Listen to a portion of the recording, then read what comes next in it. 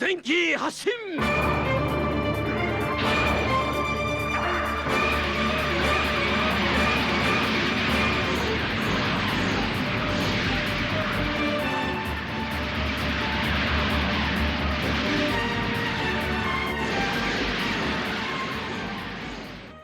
Salamander is this 3-episode OVA. It's based off the Gradius series of games. It's called this way because the name of the second game in Japan is called Salamander, which it was renamed to Life Force in the West. So someone decided to adapt the second game first, which makes sense in the creator's perspective. They don't really know if OVA is going to do well enough to warrant a sequel. You know, maybe it flops super hard. OVAs are made for hardcore fans in the first place, so it is a given it's really not going to do as well as TV anime. Probably had a deal with Konami to make it like this. The anime is produced by Studio Pierrot, which is famous for Creamy Mami, You'll Say Persia, Magical Emmy, and Pastel Yumi. As well as Kimagure Orange Road and Urusei Yatsura, and all of the wonderful one-shot OVAs they did back during the 80s. Lately, they've mostly just been doing long-running shonen anime like Naruto, or they did Yu Yu Hakusho as well. Right now, I think they're doing Black Clover. It's directed by Toriyumi Hisayuki, who also worked on a lot of Pierrot's other SF OVAs, such as Dallas. He also did Area 88. Most notably, though, he's the director and chief animation director.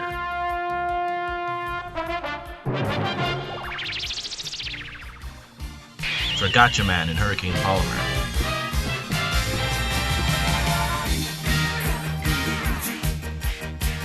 The character designer is the great Mikimoto Haruhiko. He did, Macross series, Gunbuster, War in the Pocket. I think his best work by far is Macross 7. All the characters in Salamander are nice, and it's not just the designs. You have your brash, hotshot youth type.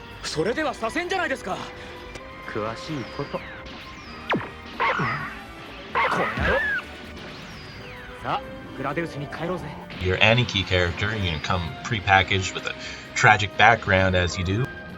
王族なんてそんなもんだろ。断頭台に登る羽目になってもメンツにこだわりたがるのさ。お前その汚いのどっから拾ってきた？欲しいかい？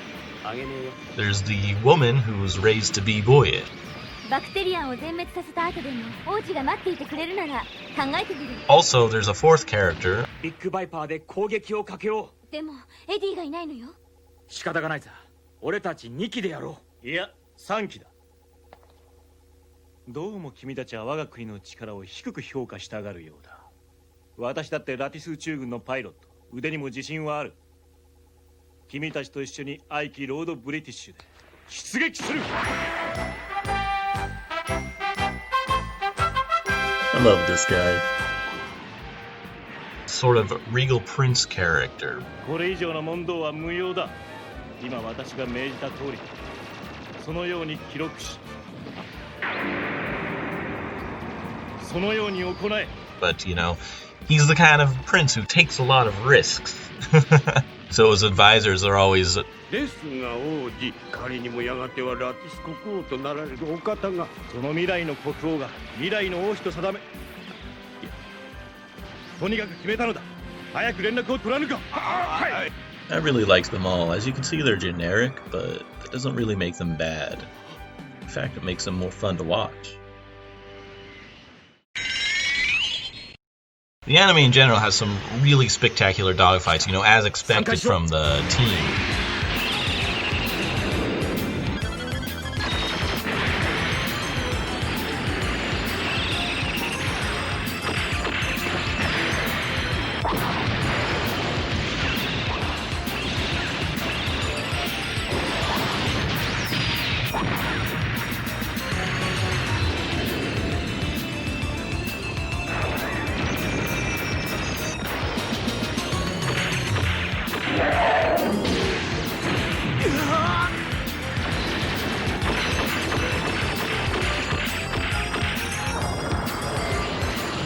also has some really great sci-fi aspects if you're into that. 信じられますか？侵食された地表が奇妙な生命体に変化してしまうのです。そこにはもう美しかった私たちのふるさとの姿はありません。化け物が不気味に伝導する異次元の世界、死の星。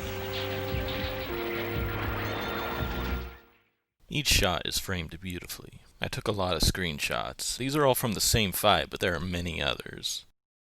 The animation is really cool during the action.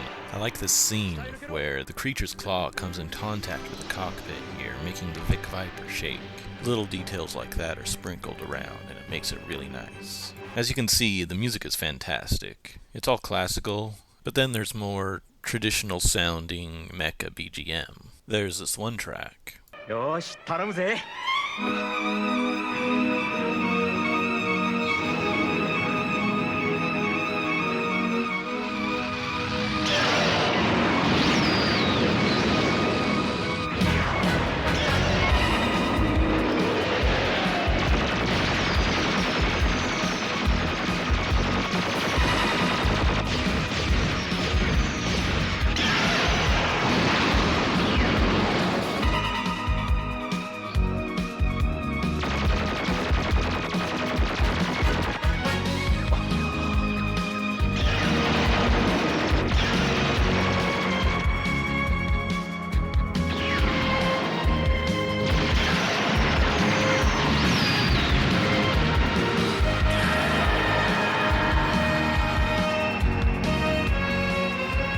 ステファニー、パワーカプセルでフィニッシュだ。オッケー。パワーアップ、セレクトサインよし。That kicks in a rock beat during like these eerie trills on strings, like it's mixing cool 80s action with classical SF. It's great. And then here's this one, bringing it back to sounding like something from a Super Famicom game.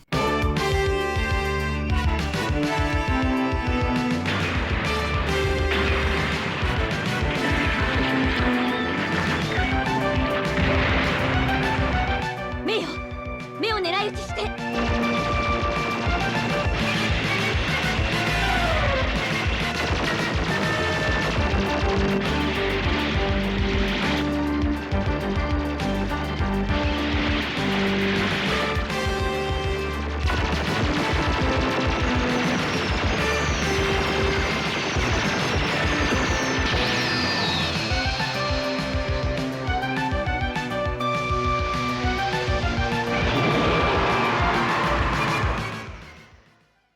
Sounds are all nice, but it's a bit muted on the LD we're forced to watch.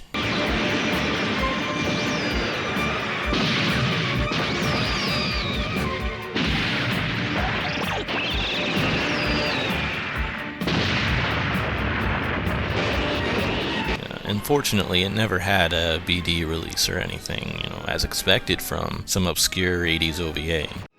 I don't really see the OVA as particularly special, unfortunately. All of the great moments, the beautiful visuals, sandwiched in between boring exposition dumps of character backstory and political issues between the planet. And I mean, all that stuff isn't really bad. I mean, you have Legend of Galactic Heroes, which did that extremely well. But this isn't Legend of the Galactic Hero. Not by a long shot. It was a bit overkill. But I mean, it wasn't bad. It wasn't like really boring. At the end of the day, it is your average 80s OVA. You get what you came for here. It really wasn't what I was looking for.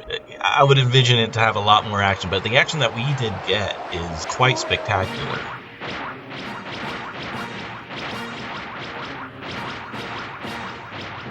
I don't regret watching it. So, is it worth watching for the visuals alone?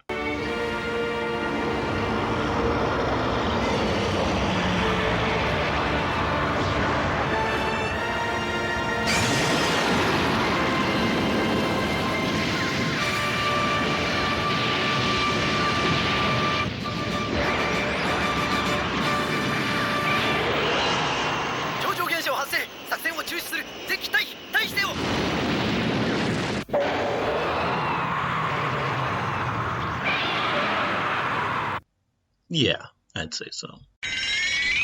So, this is actually a very rare case, but I do suggest you watching this out of order. Watch the second one, then the first one, and then the third.